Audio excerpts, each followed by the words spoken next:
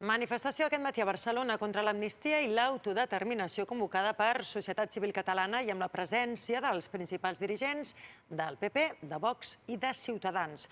Unes 50.000 persones, segons la Guàrdia Urbana, 350.000, segons els organitzadors, han recorregut el Passeig de Gràcia fins a Plaça Catalunya amb el lema "No en el meu nom", d'Aidre Dalmau.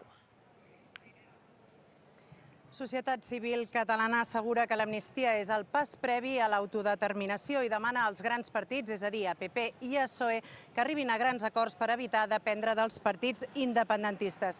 Milers de persones, 50.000 segons la Guàrdia Urbana i 350.000 segons l'organització, han reclamat que no es negociï l'amnistia. Han recorregut el Passeig de Gràcia amb missatges dirigits sobretot contra Pedro Sánchez, contra els líders independentistes, en especial contra el president Carles Puigdemont. Ho han fet acompanyats de la plana major del Partit Popular, de Vox i de Ciutadans, que s'han traslladat fins a Barcelona. Els màxims representants d'aquestes formacions polítiques han retret al PSOE que, a diferència de la manifestació del 2017, que era contra la independència, en aquesta no hi hagin participat. I també han coincidit a dir que l'amnistia no servirà per millorar la convivència, com defensa Pedro Sánchez, sinó pel propi interès de Pedro Sánchez. Es una involución y es una decisión reaccionaria. Ni la dignidad de Cataluña está en venta, ni la presidencia del Gobierno de España está en venta. En consecuencia, transacciones económicas no, igualdad ante la ley sí. Podrán retorcer y reinterpretar la Constitución, podrán retorcer las leyes, pero aquí se han cometido graves delitos contra la unidad de España y sobre todo ha habido una fuerza y un trabajo por parte de jueces, fiscales, fuerzas y cuerpos de seguridad del Estado y no pueden ahora retorcer la verdad. La amnistía y la autodeterminación que están puestas encima de la mesa para que Sánchez logre la investidura son una agresión a la Constitución. Quieren convertir lo que fue un golpe de Estado en una mera gamberrada y esto no es así. La sociedad catalana es plural. Esperemos que sea el primero y el último, porque no se siga adelante con una aberración inconstitucional como és l'amnistia. Més d'una hora abans, els primers manifestants havien de fer lloc entre els turistes, però a poc han anat copsant l'espai. Vox ha aprofitat l'escenari per fer-se veure aviat. Els militants d'extrema dreta vociferen contra Puigdemont i Pedro Sánchez.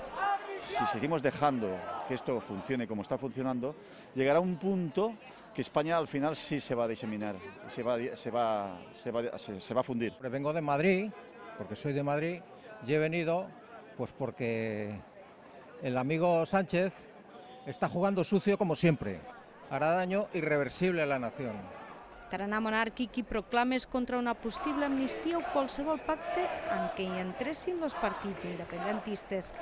No, l'amnistia no estic d'acord. Si ha fet alguna cosa, es té que pagar. Com si.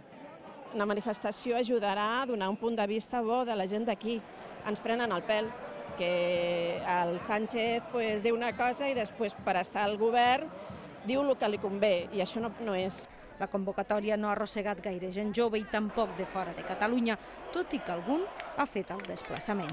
Vengo de Valencia. Parle català, pero dejé de hablarlo porque para mí España es lo que es, España.